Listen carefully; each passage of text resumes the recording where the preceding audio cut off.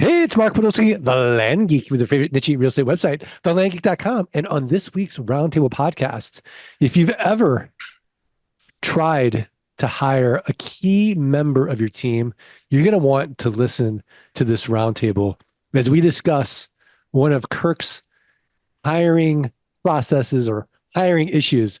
But before we talk about that, we've got to talk about our roundtable panelists. We've got Eric, the technician Peterson. Eric, how are you? I'm good. Good to see you, Mark. It's good to see you. How's the smoker? The smoker. It's all good. It's all good. All good. We got Landon putting in the reps Harris. Well, you Landon kind of Howard. combined the Wait, Landon AI Harris. AI. Landon AI. By the way, I am sober for this podcast. But when I see Landon Tria, sometimes the nicknames get all confused. You know, it was funny. I'm all excited to see Eric. I'm all in a fluster. You should have seen Turia's face though. She's like, no, She's like, I'm no, putting no, in the no. reps. I'm putting in the reps. I'm the one putting in the reps. Landon AI Harris. Taria putting in the reps Harris. Kirk, We are good. We are both very well. And of course, I love it when you call me Big Papa. Tate Litchfield. Kirk, let's go into it. What's our issue? I mean, it's not really an issue so much as just one of the ways that you grow is by adding people to your team, right? Adding capacity. And so I'm in the process of building up and out my sales team. So I spent a lot of time thinking about how to do that, right? Like, because that's, I think, one of the most intense and also most critical roles in the business. So, I'm actually curious for the rest of you guys, what you have done to either bring on your first salesperson or even more interestingly, to scale up and multiply your sales team. What are some of the lessons that you learned that you implemented as you grew out? I love that question. I mean, let's just start with Landon because why not? Landon AI Harris. One of the things I think we did and when we were trying to scale up and trying to build out, I think we hired like 3 or 4 salespeople. And we went through a vetting process. And then once we had figured out, okay, well, after about 8 of these people that we've interviewed, let's see if, some of these will shake out. So I think we hired 3 or 4 of them. And so what we did 3 or 4 you hired them at the same time to start them off at the same time?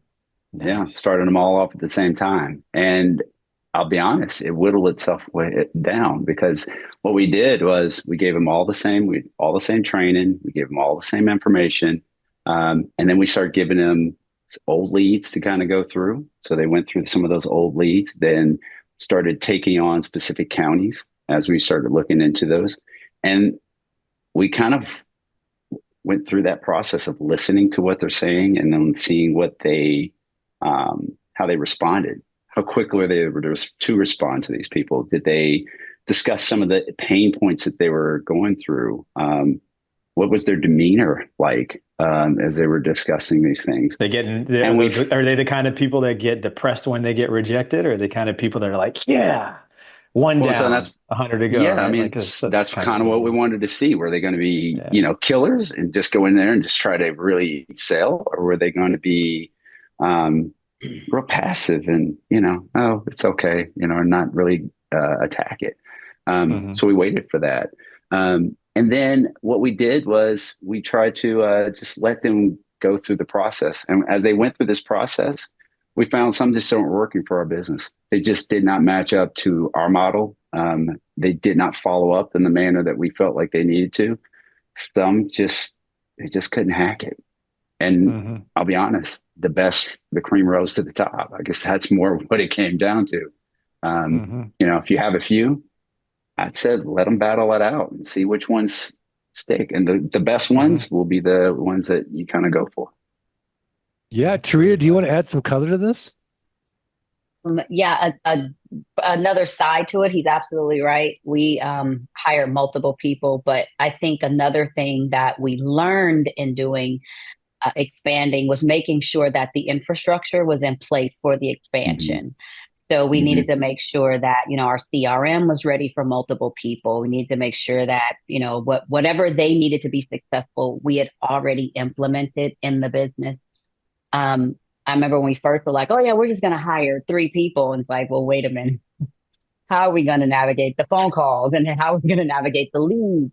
So just making sure we understand when you're bringing 1 or 3 people on, is your infrastructure, has it, been refined so that you can take on this person? And then having the ability to provide them training. That was another thing that we also wanted to have in place prior to having someone, having an idea of what we wanted and we could relay those expectations properly. Are you guys using Follow Up Boss as your CRM? We are. We are. Yeah. Kirk? Yeah. Yeah, definitely. Yeah. Yeah. Eric could like sell training for it. I know, like a Follow Up Boss expert. Tate, we're using it, right? Yeah. Yeah. Eric, what are your thoughts on this? I think that this conversation also leads into maybe a common question I hear from students, and that is, when is the right time to delegate or outsource a given task, whether that be sales or any other task in this business. And I think that, for people getting started in this business, the idea of adding another expense can sometimes be hard. I think that when you're getting started, you have potentially a limited amount of funds, and you're probably spending more in the business, like in subscriptions and buying land and all this other stuff than you have coming in, obviously. So to add on top of that pile is hard for some people early on. And, we have a conversation around, well, what is your time worth, right? But we can talk through that and help them see that, hey, their time is much more valuable and spent in other places, but they still have to invest that money to go hire whatever VA that is, right? And that's still like a legitimate thing to be concerned about. And it's a hurdle that people have to overcome. And I think that everybody handles it a little bit differently, but ultimately, the only way that you're going to progress in this business is to delegate some of these tasks and outsource them to others. And, where you can automate things, because that's obviously less expensive, but not all tasks can be automated. So, I think it comes down to a few factors outside of the extra cost, the expense that goes with outsourcing. I think that the student, the individual running the business, has to be at a point where they are struggling to do things in the business that are working on the business as opposed to in the business. And in some cases, they're struggling to even just keep up with all the stuff that has to happen in the business because they haven't outsourced enough, and their time is limited. Chances are they're working a full-time job, and you might have 2 hours a day, you might have 3-4 hours a day, but if you're doing all the tasks here, like that's going to add up, and it's going to add up fast. So as that time gets full, you've got to kind of bite the bullet, if you will, and begin to outsource. And that's where you get into kind of what Landon and Taria have talked about. You want to hire potentially a few people to do a given task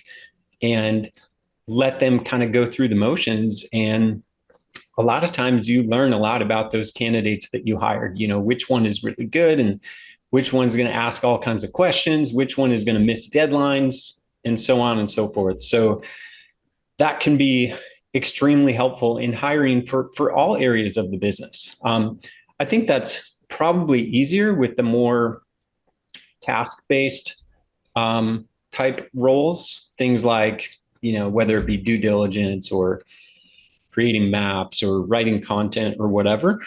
because those people tend to be easier to find. But when we get into the other bigger roles like sales and maybe intake, those roles are a little bit harder to find candidates for, in my experience. So hiring 3 or 5 of them all at once could be challenging to find enough people to kind of put into the system and test with. But I don't know. That's some of my thoughts around the loose topic of growing and outsourcing. I love that. And that can be a podcast in and of itself, is just that chicken and egg sort of dilemma, the psychological hurdle of I'm the cheapest person I can hire. I'm I'm not seeing deals. I'm not seeing deal flow. I just see money going out. And the coaches are telling me I need to invest more. And that's a very difficult pill to swallow, which is why you invest in coaching, because we help you get out of your own way. And Eric alluded to it. Well, what is your time worth? And oftentimes people would just discount it. And it's a podcast in and of itself. But I think it was really a great thing to sort of reframe just in the beginning is, when do I do this? And where should the business be when I start building team and doing all that? So that's a great subject in and of itself. But I don't want to say any more because I don't want to take the big papa's thunder and hear what he has to say about this all important subject of hiring a sales team. When hiring a sales team, I think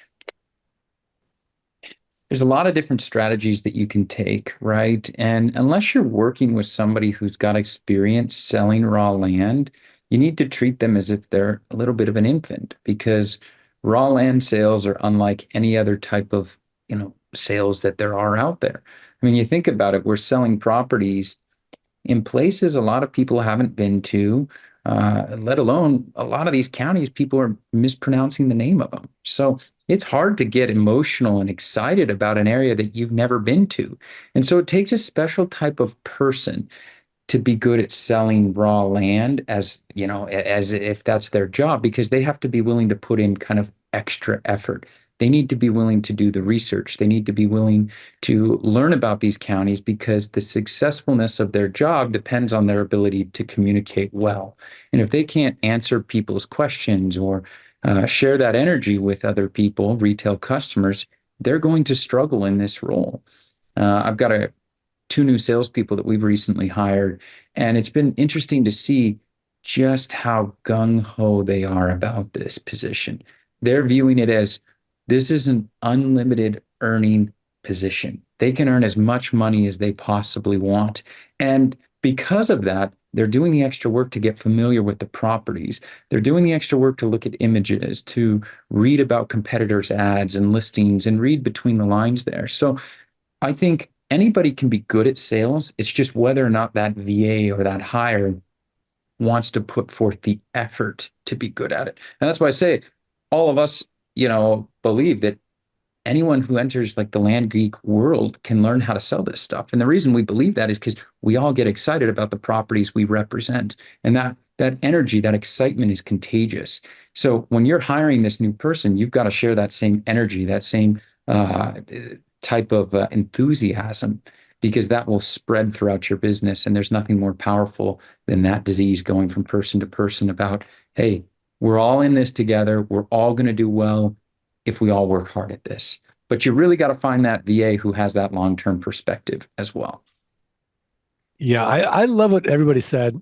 And Kirk, just to put the cherry on top, the way I think about it as far as mitigating risk is if I zoom out and I look at companies as a whole, and I look at industries as a whole, and there's a tremendous failure rate.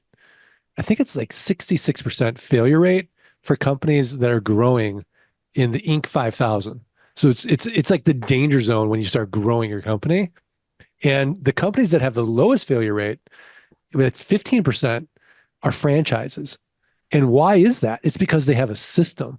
And so if as you're growing, and as you're scaling, you have that system in place and you have those SOPs or those playbooks. that's going to really increase the probability of a smoother onboarding transition with your team. You're going to have a lot less anxiety as you bring people on, as you do the land and tree, sink or swim way of seeing salespeople, which I think is a great way to do it, right? But as Teresa said, like we have to make sure that we have the tools for them. Eric and Tate are putting as much into that process and that system as possible to increase the probability of success so that we're isolating that it's just the person who's not right for it. And us as CEO and owners have provided them all the resources necessary to set them up for success. And so if you haven't done your legwork on that piece first, I would say do that first and then go through your process. But what are your thoughts, Kirk, as we land the plane on this? No, I think all of the commentary was awesome. Like I actually took notes. I felt like I was in coaching again. I think it makes perfect sense. I love the approach of, getting a few people. You're still looking for the best candidates, and it's not that you want any one of them to fail. Heck, might be great if all of them were like dynamite salespeople, right? Like, you hire 4 or 5 people and you actually found out that you had 4 or 5 superstars. It doesn't have to be that only 1 or 2 succeed. I mean, that would be an awesome scenario. And then you just got to figure out how to buy more land quickly enough. But then also the fact that adding those folks can stress your system. So if your systems and your processes aren't in place, aren't well oiled, if you haven't run through it yet yourself and really haven't worked out a lot of the kinks, adding people is going to be probably more painful than actually helpful. So that was what I got out of that as well. And yeah, it feels that great information, and I'm definitely moving forward with it. So I like that approach. I think I'm going to, open up my candidate pool a bit and see if I can find a few more candidates to join our little ragtag team. And we've been working really hard on our processes and getting all our documentation together and creating training videos. So I think we have a good program that we believe will actually get people to success within the company. So like kind of makes me feel like we're definitely heading in the right direction based on the information that I got here and based on our discussion. This is great. Yeah, absolutely. And the thing that scares me the most is when we're talking to a client and they have one salesperson and they tell me what a rock star they are. And I always think you have to have at least 2. You need to have a competitive sales situation so that complacency doesn't set in. And you also don't have a critical bottleneck in the sales department as well. So 2 is 1, 1 is none. All right. We're at that point now where we get to put Kirk on the spot one more time and ask him for his tip of the week, a website, a resource, a book, something else for the art of passing good listeners to go improve their businesses, improve their lives. Kirk Parrott, what do you got? What do I got? I'm looking at my bookshelf over here. All right. Actually, so I've been playing around with AI a lot. I'll go down that rabbit hole. And it can be quite the rabbit hole. But I think it was a week and a half or so ago, they released the interactive voice feature. So you can actually have conversations with your AI, your chat GPT now, natural language conversations in any language you want pretty much. And it just shortcuts the typing effort. So definitely check it out. I played with it. You can have whole long conversations, then ask it to summarize the conversation for you and get the bullet points out of that conversation. You can also have it listen to conversations, and there are AI tools that do that for you now, like Otter and things like that now have AI built in and will summarize those conversations for you. But there's so much that you can do with AI that like everybody should be playing with it. Yeah, you should definitely be playing with it. I know for me personally, I don't need a therapist anymore because I'll just use that chat GPT function and talk to it. And I'll just give the prompt, hey, pretend you're a therapist with 20 years experience. Here's my issues. And then, and I just keep going deep. It's unbelievable. It's unbelievable. The advice it'll give you. It's so good. Yeah. But even though I think intellectually we all kind of know the advice, but it's great to hear it from that, that AI as well. It's just kind of fun. That talking piece of it, where you talk to it, it understands you, and then it talks back, is the piece that is very interesting, because now instead of typing into some black screen, you're like actually having a conversation, and it's just, like we said, it's the worst it's ever going to be today. It's just going to get better. It's kind of nuts. It's kind of nutty. Absolutely. Yeah. So I do want to remind the listeners that the only way Eric is going to come back on the podcast is if you do 3 favors. Follow, rate, review the podcast. Send a screenshot of that review, support@thelandgeek.com. We're going to send you a free copy of Dirt Rich. But even if you already have Dirt Rich, or you don't care about the copy, you don't care about the signature, it doesn't matter. It just helps anyways. So we get better guests, and I can twist Eric's arm and be like, see, look how many people downloaded the podcast because you're on it. So it's all good for that. Also, if you want to learn more about how you can start building a passive income without renters, rehabs, renovations, or rodents, go to thelandgeek.com/training. Learn how the next 16 weeks can transform your life. Schedule a call, thelandgeek.com/training, thelandgeek.com/training. And I know what you're thinking, what about the tuition? It ain't going to cost you nothing.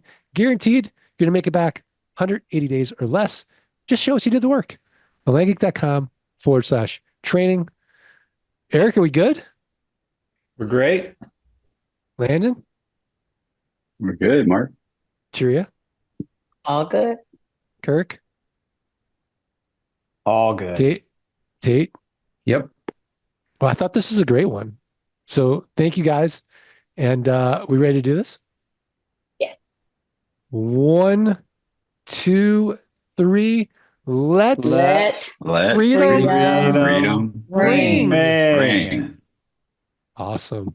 That was Awesome. pretty terrible. It was pretty terrible, but it's Good, always, terrible. We're out of practice. we're really I out of wonder, practice. can you actually get to be in sync, since all of us are experiencing a delay from the other?